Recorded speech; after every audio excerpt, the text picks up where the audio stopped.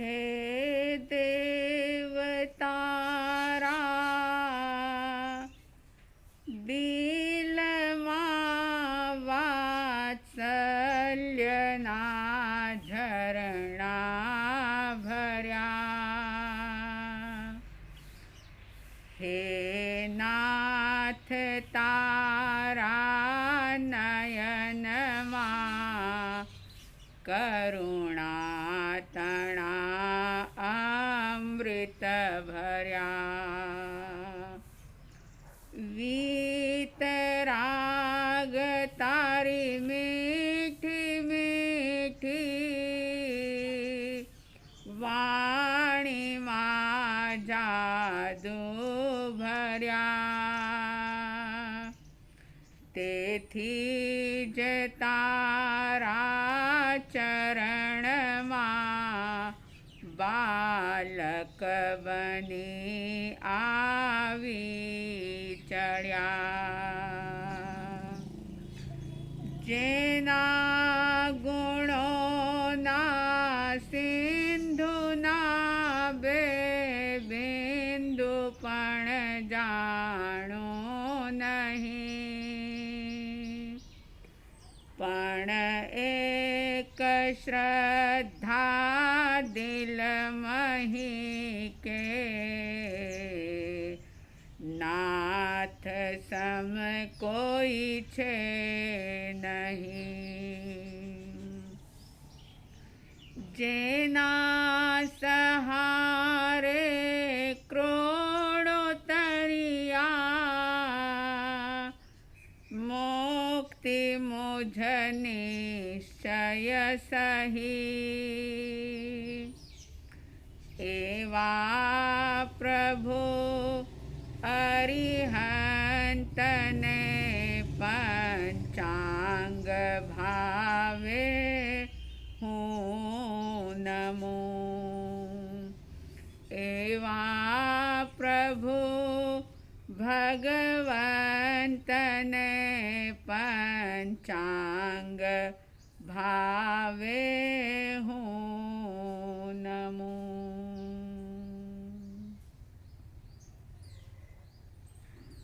श्रद्धालु जिज्ञासु श्रोताओं,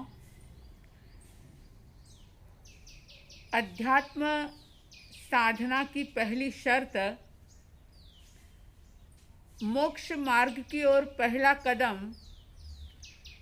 धर्म साधना की शुरुआत, सम्यक दर्शन।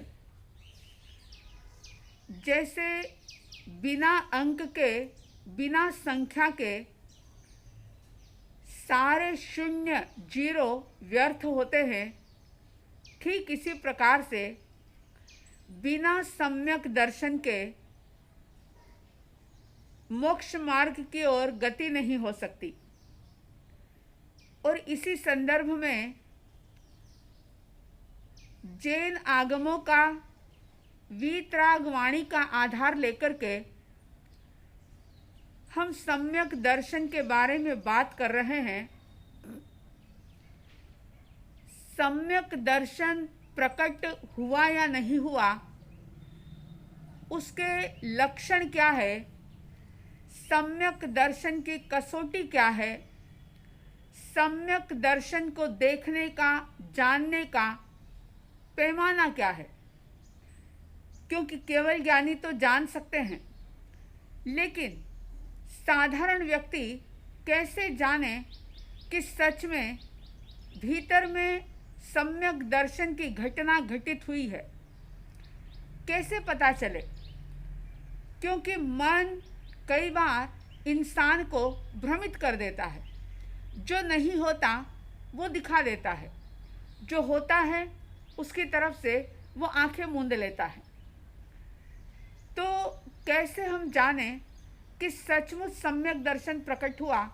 तो सम्यक दर्शन के लक्षण आप सुन रहे हैं, और उन लक्षणों के संबंध में पहला लक्षण सम प्रशम भाव, समभाव के बारे में आपने जाना, सुना। दूसरा लक्षण भी सुना, संवेग,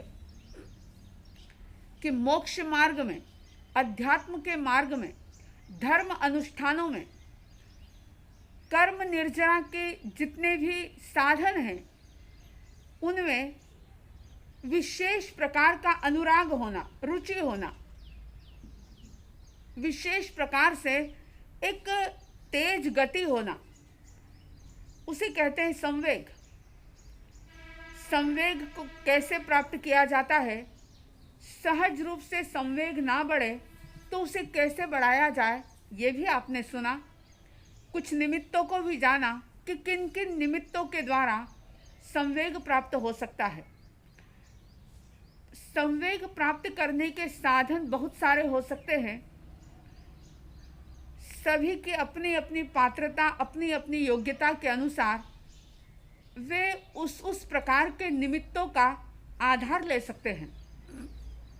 आइए आज हम तीसरे लक्षण की बात करते हैं। सम्यक दर्शन का तीसरा लक्षण ज्ञानियों ने निर्वेद बताया। निर्वेद, निर उपसर्ग लगा हुआ है संस्कृत के हिसाब से, और वेद का मतलब होता है अनुभव करना, महसूस करना। एक ही शब्द के बहुत सारे अर्थ हो सकते हैं, लेकिन यहाँ पर वेद का मतलब निर यानी नहीं।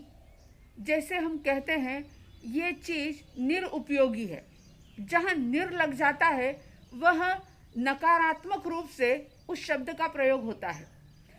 उपयोगी है यानी ये हमारे उपयोग करने लायक है, और ये चीज़, ये वस्तु निरुपयोगी है यानी ये किसी भी काम की नहीं है। निर उपसर्ग जहाँ लग जाता है वहाँ उस शब्द का मतलब बदल जाता है, यानी नकारात्मक रूप से समझा जाता है उसको। तो यहाँ शब्द है निर्वेद। निर का मतलब नहीं और वेद का मतलब है अनुभव करना, अनुभूति करना, महसूस करना, फील करना। तो क्या मतलब होगा निर्वेद का? कैसे समझा जाए निर्वेद के मतलब को? क्या लक्षण है ये? तो ज्ञानीजन कहते हैं कि जब व्यक्ति के भीतर में समभाव जागता है, स्टेप बाय स्टेप आगे बढ़ता है। पहले निर्वेद नहीं होता, सबसे पहले सम का भाव भीतर में जागेगा, सम के बाद संवेग आएगा, और संवेग के बाद फिर निर्वेद आएगा। संवेग में एक भीतर में अभिलाषा पैदा होती है मोक्ष प्राप्त करने की, मुक्ति का आनंद लेने की। मोक्ष की अभिलाषा को लेकर के व्यक्ति जीता है। जो चाहत, जो आकांक्षाएं, जो अभिलाषा पुद्गलों की तरफ थी, संसार की तरफ थी, शरीर और संबंधों की तरफ थी, पुद्गल के सुख को पाने की तरफ थी, वह अभिलाषा अपनी दिशा बदल देती है और वह बदल जाती है मोक्ष सुख को प्राप्त करने में। फिर बाहर के सुख में उसे इतना रस नहीं रहता। उसकी यात्रा, उसके अनुष्ठान, उसकी धार्मिक साधना बड़ी तेज गति से सही मार्ग की ओर आगे बढ़ती है। संवेग होता है वो, और जब संवेग परिपक्व हो जाता है, जब संवेग सही रूप से वेग हो जाता है साधना में, क्रियाओं में, तो फिर जीवन में निर्वेद घटित होता है। निर्वेद यानी महसूस नहीं करना। आप सोचेंगे कि ये कैसे हो सकता है? अरे शरीर है, इंद्रियां हैं, मन है, तो महसूस तो हर चीज़ होती है। लेकिन इसका मतलब ये है कि जब निर्वेद भीतर में घटित होता है, निर्वेद का भाव जागता है, तो फिर क्या होता है? बाहर का शरीर वैसा का वैसा रहता है, इंद्रियां भी उसी प्रकार से रहती है। कोई आँख, कान, नाक बदल नहीं जाते, शरीर बदल नहीं जाता या शरीर छूट नहीं जाता। लेकिन निर्वेद में जो शरीर के प्रति आसक्ति है, जो शरीर से जुड़ी हुई इंद्रियों के प्रति और उन इंद्रियों के विषयों के प्रति, इंद्रिय है 5, और आप सभी इस बात को जानते हैं कि आपको हमको 5 इंद्रियां मिली हुई है, और 5 इंद्रियां जिसे हम श्रोत इंद्रिय, चक्षु इंद्रिय, घ्राण इंद्रिय, रसने इंद्रिय और स्पर्श इंद्रिय से जानते हैं। अब जब हमारे जीवन में निर्वेद आता है, संवेग के बाद जब हम आगे बढ़ते हैं और निर्वेद पैदा होता है, तो जैसे निर्वेद पैदा होने के पहले भी कानों से शब्द तो सुनाई देते हैं, क्योंकि कान की शक्ति है ये, कान का काम है शब्दों को सुनना। लेकिन जब तक निर्वेद नहीं होता तब तक हम अपने मन को अच्छे लगने वाले शब्दों को सुनने की चाहत रखते हैं। आँखों से भी हम अपने मन का रंजन करने वाले दृश्यों को देखना पसंद करते हैं। हम सुगंध को लेना चाहते हैं, हम अच्छे अच्छे व्यंजन, स्वादिष्ट पदार्थ खाना चाहते हैं। और स्पर्श इंद्रिय में भी जो मुलायम है, जो कोमल है, जो हमारे स्पर्श को सुखद लगे, ऐसे स्पर्श को हम प्राप्त करना चाहते हैं जब तक निर्वेद जीवन में नहीं आता। लेकिन जैसे ही निर्वेद आता है कि दृष्टि बदलती है, फिर हम मन को अच्छे लगने वाले शब्दों की तरफ ध्यान नहीं देते, क्योंकि कान है, 24 घंटे तो कोई कान में उंगली डाल करके नहीं रह सकता। कान में अच्छे बुरे, विकारी अविकारी, धार्मिक अधार्मिक सभी प्रकार के शब्द पढ़ते हैं, क्योंकि कान खुले हैं। हर प्रकार के शब्द कानों में जाते हैं। लेकिन जो निर्वेदी होता है, जिस साधक के जीवन में निर्वेद प्रकट हो चुका होता है, वह कोशिश करता है कि मुझे अपने आत्म हित में जो साधक हो, जिससे मेरे आत्मा का हित होता हो, शरीर का हित नहीं, क्षण भंगुर हित नहीं, इंद्रियों को सुख देने वाला हित नहीं, टेम्पररी हित नहीं, लेकिन जिससे मेरी आत्मा का हित हो, मेरे कर्मों की निर्जरा हो, मेरे आत्मा की विशुद्धि हो, ऐसे शब्द ही मैं सुनूंगा। बाकी शब्दों की मैं उपेक्षा करूंगा, नहीं सुनूंगा ऐसा नहीं, क्योंकि कान है तो शब्द तो कान में पड़ेंगे ही। लेकिन उसके प्रति राग और द्वेष का जो भाव होता है, अच्छे और बुरे की जो सोच होती है, उससे वह व्यक्ति दूर हटता है। यानी कि उस शब्द के विषयों में, यानी जो श्रोत इंद्रिय के विषय हैं, उसके अंदर वो आसक्त नहीं होता, उनको महसूस नहीं करता। महसूस नहीं करने का मतलब ऐसा नहीं कि वो 24 घंटे ध्यान में रहेगा। हो सकता है कि वो किसी गृहस्थ अवस्था में हो, रात दिन व्यापार धंधा कर रहा हो, घर के कामकाज कर रहा हो, परिवार का पालन पोषण कर रहा हो, अपनी सारी जिम्मेदारियों का वहन कर रहा हो, और उसे कुछ साधना करने का समय भी ना मिलता हो। ये भी पॉसिबल है। ऐसा व्यक्ति जो साधना के लिए समय भी नहीं निकाल पाता हो, लेकिन फिर भी अगर सम्यक दर्शन प्रकट होता है और उसके ये लक्षण अगर दिखाई देते हैं, तो उसके जीवन में परिवर्तन क्या आता है कि उसे टेम्पररी में रस नहीं होता, टेम्पररी का वो ज़्यादा अनुभव नहीं करता। अनुभव करने नहीं करने का मतलब ये, भोजन का समय होगा, भोजन तो करेगा, 4 लोगों के बीच में बैठेगा तो शब्द तो कानों में जाएंगे, आँख खुली है तो जो भी सामने दृश्य आएंगे उसे वो देखेगा।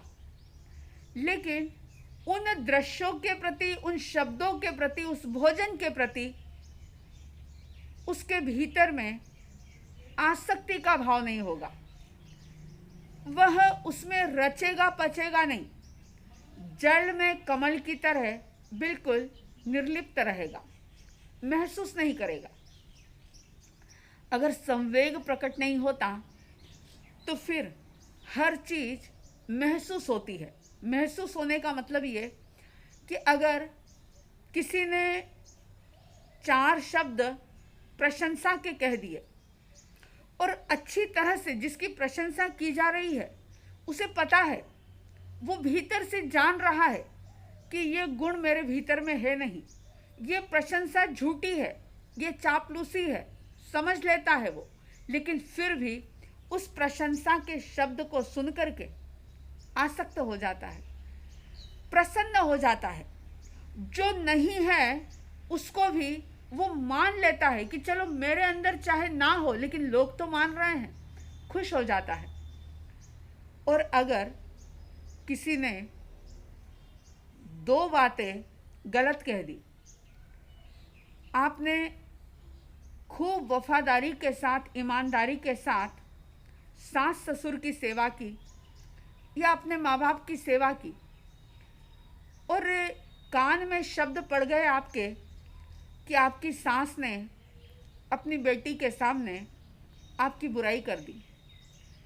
आपने जैसे ही सुना कि मैं इतनी सेवा करती हूँ लेकिन फिर भी मेरी सास मेरी ननंद के सामने मेरी बुराई करती है, ये मुझे अच्छे किए का सिला अच्छे रूप में नहीं दे रही, तो वो जो बात है वो भी आप महसूस करते रहेंगे। उन्होंने तो एक बार बोला और छोड़ दिया, लेकिन वो बात अगर निर्वेद प्रकट नहीं हुआ है तो वो बात कई कई दिनों तक आपके दिलो दिमाग में घूमती रहेगी, निकलेगी नहीं। और दिन तो क्या, मैं देखती हूँ कई बार कि महीने बीत जाते हैं, सालों बीत जाते हैं, धर्म का एक अक्षर भी याद नहीं रह पाता, त्याग पचकान की कोई बात याद नहीं रह पाती, लेकिन किसी ने कोई निंदा कर दी, कोई शान के खिलाफ एक शब्द कह दिया तो वो महसूस होता है। और ऐसा महसूस होता है कि आंखों से आंसू बहते हैं। जिसने वो बात कही है उसके प्रति वैर की गांठें बनती है, गुस्सा आता है, प्रतिक्रिया जागृत होती है। ऐसा आप नोट करें अपने जीवन में कि पूरे दिन में ऐसी कितनी घटनाएं आपके साथ घटती है। जैसे कोई व्यक्ति वाटर प्रूफ कपड़े पहन ले तो फिर चाहे कितनी भी बारिश हो जाए, वाटर प्रूफ कपड़े यदि पहने हैं तो वो व्यक्ति गीला नहीं होगा। इसी प्रकार से अगर संवेग जीवन में आया है तो फिर चाहे प्रशंसा हो चाहे निंदा हो, चाहे अनुकूल हो चाहे प्रतिकूल हो, वो उस चीज को ज़्यादा महसूस नहीं करता। अगर भोजन सामने आया है, मन पसंद है तो भी कोई बात नहीं, बस भोजन किया और उसे भूला। और अगर ना पसंद है तो भी उसे किया और भूला, किसी भी प्रकार की कोई रिएक्शन नहीं होगी। वरना तो व्यक्ति कई बार अच्छे भोजन की घंटों चर्चा करता है, कई बार बेस्वाद भोजन की घंटों चर्चा करता है। तो ये सारी चीज़ें जो हैं ये दर्शाती है कि अभी निर्वेद प्रकट नहीं हुआ। तभी तो भोजन की कथाओं में इंटरेस्ट है। मैं कई बार देखती हूँ कि लोग ये भी भूल जाते हैं कि हम कहाँ बैठे हैं, हम किनके सामने बैठे हैं, हम किस स्थान पर आए हैं। अगर एक कोई भोजन की बात शुरू हो तो फिर ऐसी वो चर्चा चलती है, मैं चुपचाप बैठ करके देखती हूँ, सुनती हूँ और सोचती हूँ कि क्या हो रहा है ये। लेकिन व्यक्ति बेभान हो जाता है, भूल जाता है। अगर भोजन की चर्चा करने लगा तो फिर घंटों बीत जाते हैं। इस चीज़ के साथ इसका कम्युनिकेशन होगा, इसके साथ ये चीज़ स्वाद लगती है, ये चीज़ ऐसे बनती है, इस चीज़ को खाने का समय ये है। यानी आप देखो कि पता ही नहीं चलता कि कहाँ से बात प्रारंभ होती है और कहाँ जाकर के एंड होता है उसका। तो बहुत समझने लायक बात है। अगर निर्वेद प्रकट नहीं हुआ है तो उसे प्रकट करने का प्रयास करिए, सम जीवन में लाइए, संवेग बढ़ाइए और निर्वेद यानी इन सारी बेकार की अनुभूतियों से ऊपर उठिए। क्योंकि निर्वेद जब घटित होता है तो महसूस नहीं होती कोई बात, प्रशंसा भी नहीं छूती और निंदा भी नहीं छूती, क्योंकि वो जान लेता है, समझ लेता है कि ये प्रशंसा, ये निंदा, ये सारी क्षणभंगुर है, ये कायम रहने वाली नहीं, और ये मेरी तो हो ही नहीं रही। ये जो नाम है इसकी प्रशंसा और निंदा हो रही है, वो अपने आप में साधक मस्त बना रहता है। तो निर्वेद का भाव बढ़ाइए। साध्वी द्वय की तरफ से हार्दिक हार्दिक शुभ मंगल कामनाएं कि आप सबके भीतर में निर्वेद का भाव जागे, आप निर्वेद की तरफ आगे बढ़ें। ऐसी हार्दिक हार्दिक मंगल भावनाओं के साथ जय प्रभु महावीर, जय गुरु आनंद।